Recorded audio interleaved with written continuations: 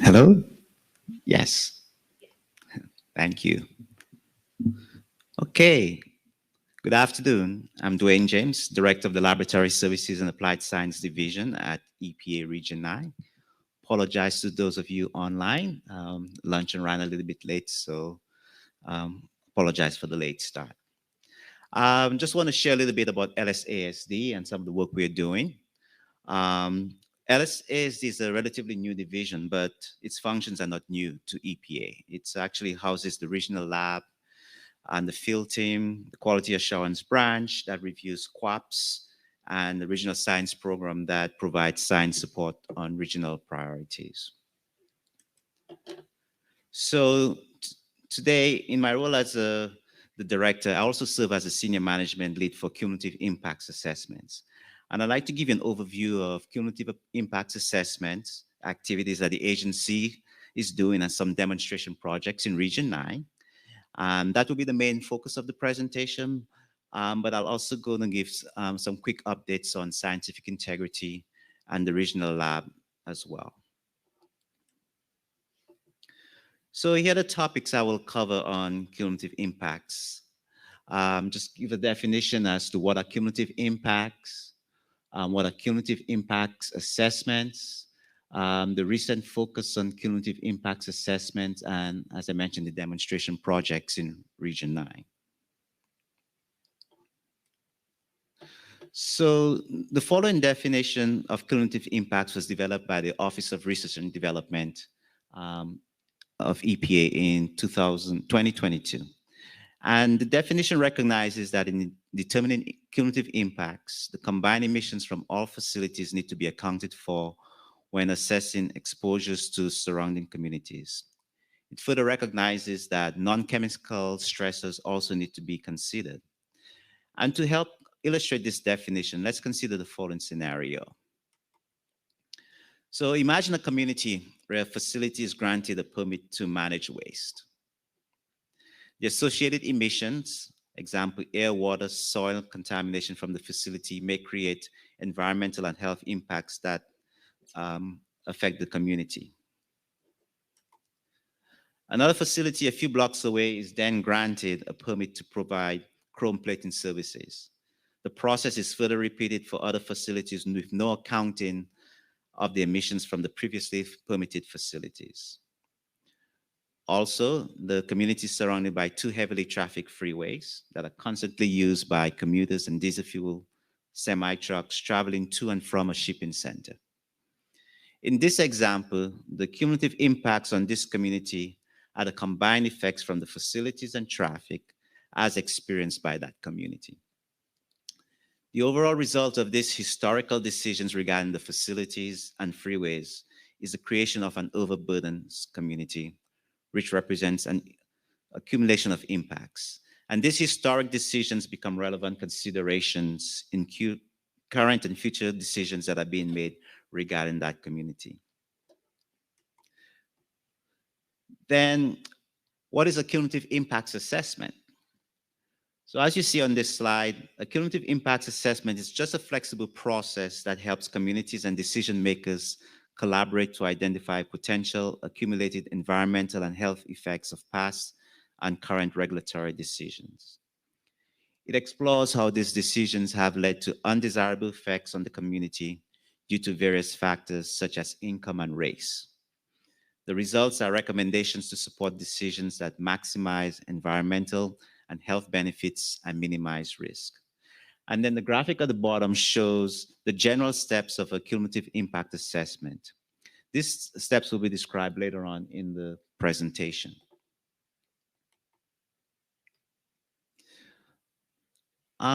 Before talking about this White House executive orders, I want to acknowledge that we do not consider tribes to be communities with EJ concerns. However, these executive orders speak to directives and tools that tribes can take advantage of, and I wanted to bring that awareness to you. Addressing inequities in underserved communities is a high priority for the Biden administration. Back in January of 2021, the president signed Executive Order 13985, which directed EPA and other federal agencies to assess where the underserved communities face systemic barriers in accessing benefits and opportunities, and then develop action plans to overcome those barriers.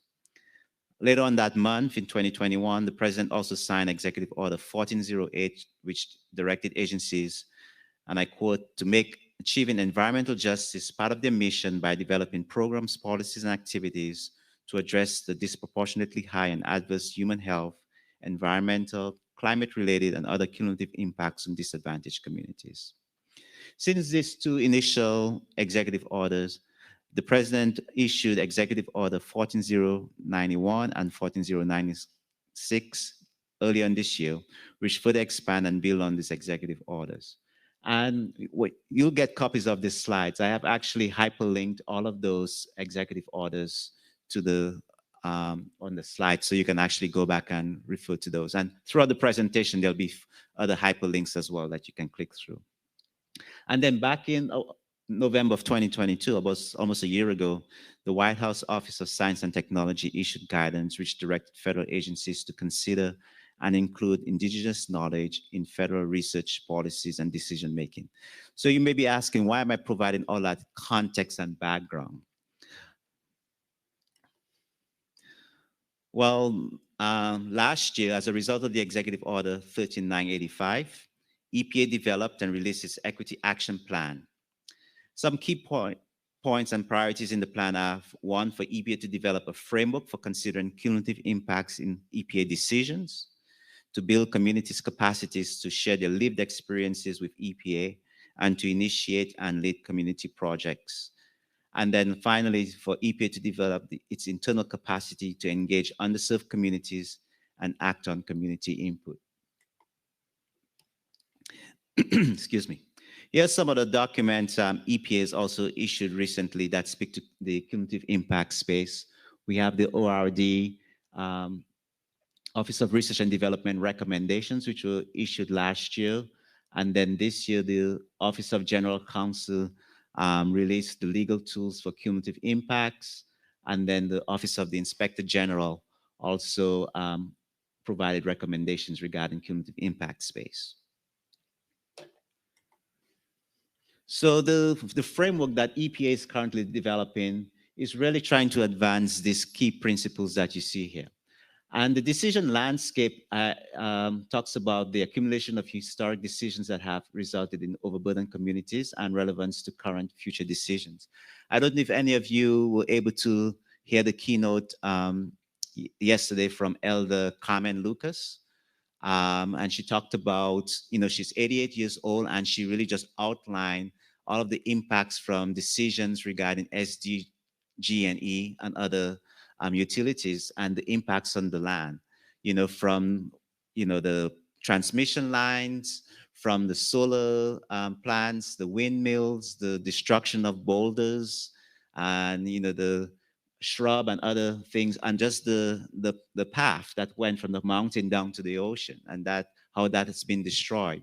And she is a living example, a testimony of, sharing the lived experience of how one decision builds upon the other. You may think it's just an isolated decision and there has no ripple effects, but the accumulation of all of those decisions lead to a, a, an undue burden on the community or the environment. So that's one of the key principles that the EPA document is going to talk about. Also, community engagement. It's not just about EPA or other agencies just identifying these are the concerns and moving forward, but we really want to make sure that we engage communities to be part of that process. The whole of government, EPA as a convener of other agencies. We've heard it a lot throughout this conference so far, where the request for EPA and other federal agencies to work together in concert to address the needs that tribes are raising. And that's going to be a key concept from this framework. Fit for purpose talks about the appropriate tools or approaches for conducting a cumulative impacts assessment. And then the assessment tools, whether it's a health impact assessment or disproportionate impact assessment, what is appropriate for the given situation. So just a quick status of where we are. The draft document is making its way through the EPA leadership um, pathways for review. There are a lot of briefings on the way. The administrator is going to be briefed later on this month or early next month. And then there'll be an internal rollout to the agency and then a public release for some time that's planned for um, some of next year. So what I wanted to do is just kind of talk about a couple demonstration projects, just to give you an idea of what we're doing. The first one is the carbon sequestration projects. I won't spend a lot of time on that one. That's actually being led by the Water Division, and David Albright is here. So if you know David Albright or happen to run into him and you have questions, you could follow up with him. But essentially, we have this 11 UIC Class 6 carbon dioxide injection permits currently pending within Region 9. And most of these proposed projects are located near disadvantaged communities. So the idea is to conduct, for some of these permits that are going to be issued where they're close to those disadvantaged communities, is to conduct a cumulative impacts assessment as part of the permitting process. So this is where EPA is actually the permitting authority and leading by example, trying to see whether or not we can make some determination about any impacts to the community as a result of that project. On a parallel track, we also have a research project on the way, um, working with Region 6 to develop some proposed screening guidelines for carbon sequestration and injection permits. So that's something that we think will go a long way in terms of furthering the efforts to look at those projects as they go online. But the other project I just want to cite, and I'll provide a little bit more information about it. It's the one that I'm more involved in, along with my colleague here, Matt Small, who's also a regional science liaison. That's the North Richmond Cumulative Impacts Assessment. And this is a assessment that we're doing jointly with the Department of Toxic Substances Control in California. The idea is to involve the community to, as in a partnership where we can look at the impacts of facilities in the North Richmond area.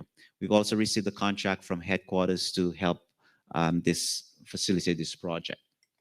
So really quickly, a lot of what's driving DTSC is Senate Bill SB 673, which was enacted in 2015, and is directing DTSC to look at cumulative impacts as they do its permitting activities. Companion to those SB 673 is AB 617, which focuses more on air.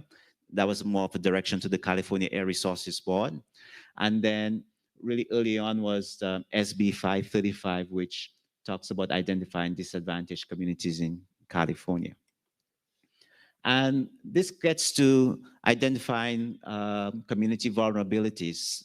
Two of the tools that are being used are Cal Virus Screen, that's developed by the state of California, and also EPA's EJ Screen as another tool to start doing an analysis. And what I'm just going to show next is a few slides. I'm not really going to go into each slide by in depth, but just to kind of show case what those tools can do. So here's a screenshot of Kala and Virus Screen. And basically in the middle of the map there, that red area, that's the North Richmond area. Kala Virus Screen also has a number of different um, of indicators that you can use to get an idea, a pulse of the impacts to the community. So we see we have the environmental conditions, we have contaminated sites, health conditions, and then social vulnerability. And there's subsets under each of those that speak more to the condition of North Richmond.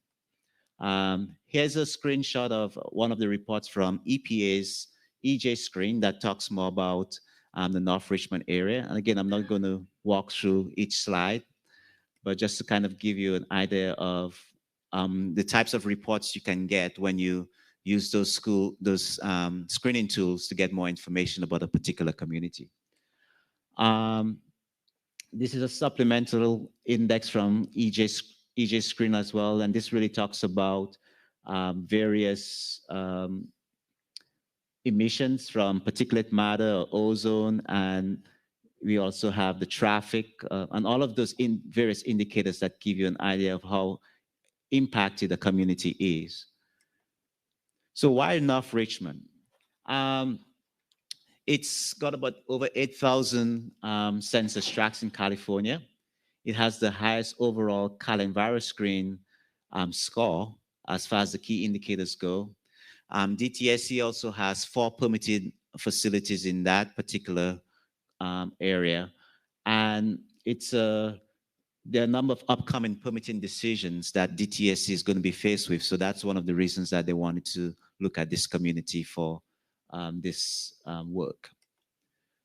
And then this is again going back to the Cal Enviro screen and just breaking it down a little bit more. As you can see, North Richmond is 96th percentile overall in California.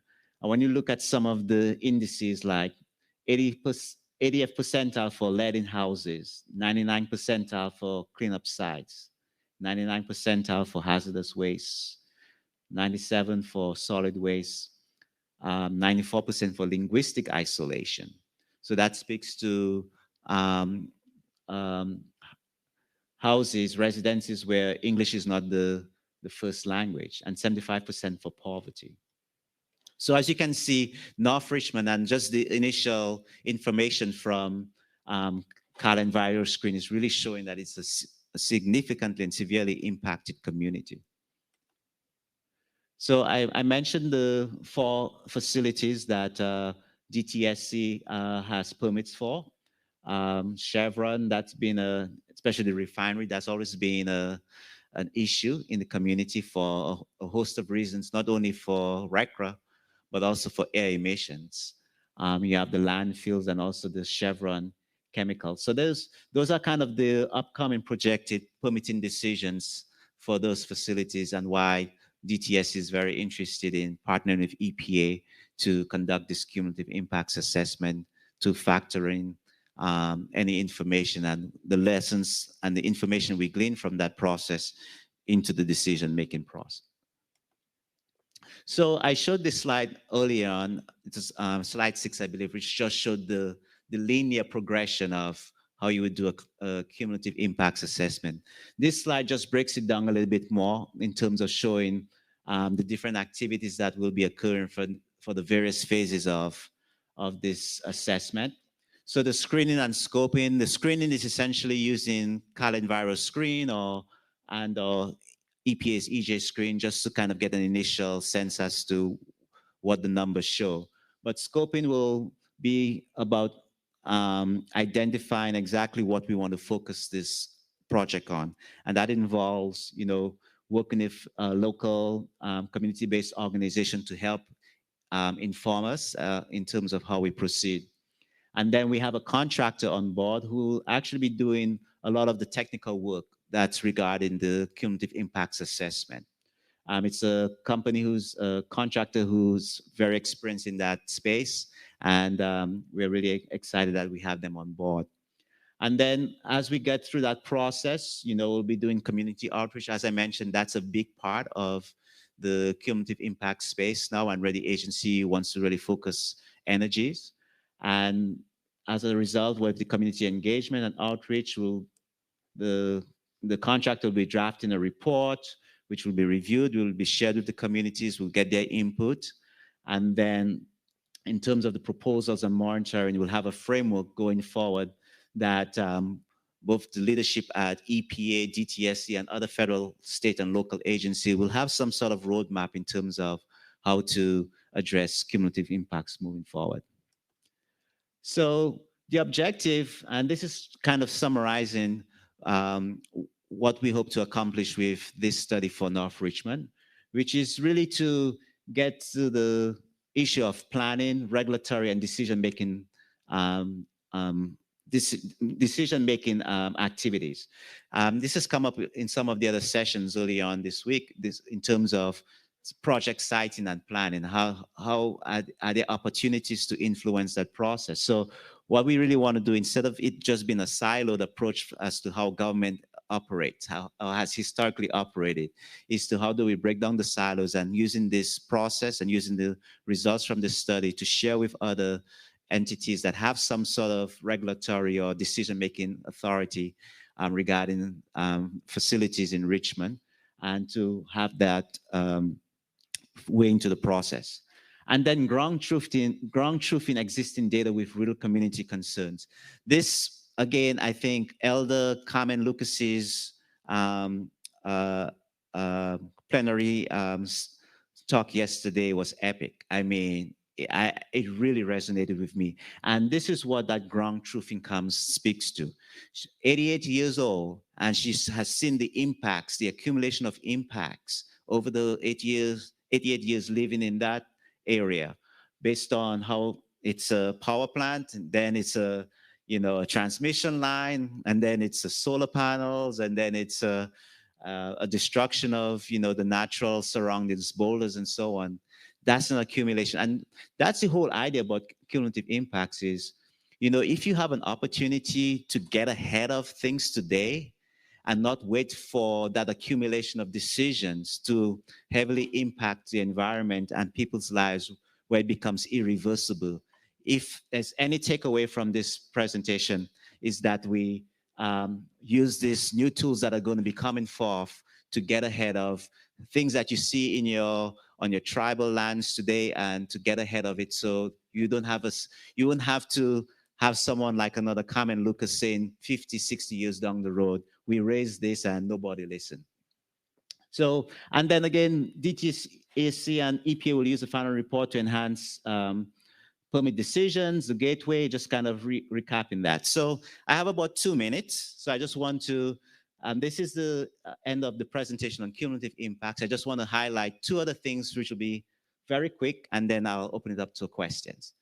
So the other thing I want to talk about, in my another hat I wear, I'm the Deputy Scientific Integrity Official. So I take the opportunity to just talk about scientific integrity.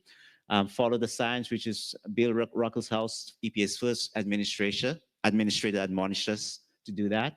And here's the definition of scientific integrity. It's very important to EPA. And just an announcement that there was a EPA tribal partner meeting scheduled for next week. It's been postponed to February. So I just wanted to highlight that. And then the other thing I wanted to highlight is the lab relocation. Many of you know the lab used to be in Richmond, California, but now it's been moved to Corvallis. So this is a timeline I shared at last year's meeting. And I just want to say pretty much everything is on track with this timeline. So the accreditation board came in on August. We're pretty much being given the assurance, not the assurance, but all indications are we'll get full accreditation for the methods that we put forward, and we'll be able to resume normal operations sometime in 2024. And with that, I open it up for questions. Thank you.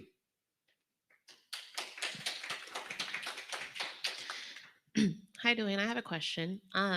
So I might have missed this, but can you remind me what DTSC stands for? Oh, sorry. It's the Department of Toxic Substances Control. It's one of the 6 boards, departments, and offices under the umbrella of the California Environmental Protection Agency. Thank you. And how will EPA and DTSC ensure that the local communities are informed and involved? I guess, what forms of outreach? That is probably one of the most crucial things about this effort.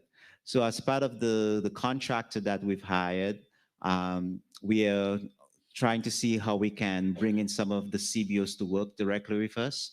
We are also just looking at just reaching out to them directly to having like informational meetings and then public meetings and inviting them to participate. We're also working with some of the local elected officials, like Supervisor Joya is, I believe we have a meeting scheduled with his staff next week to give them an update on the latest status of the project. They in turn also have like an email newsletter that they send out to their distribution list, and they've asked us, anytime you want us to put some information in that newsletter to share with the community at large, to just pass that information on to them. So when we meet with them next week, we'll be talking about using some of those avenues to make sure that public involvement is paramount. That is not just for this effort, but this whole cumulative impact space that the agency is trying to roll out. It's really more about increasing public engagement, not just simply participation, but engagement, being a key member or stakeholder at the table in terms of making these evaluations. Thank you. Any other questions? Well, I think we're at time. Thank you very much. I again apologize for the late start. We will honoring a number of recipients at the luncheon, but I appreciate those of you, especially who online, who waited while we got settled here and got started. So if you have any questions, feel free to reach out to me. My contact information is on the slides or other ways you can contact me. Thank you.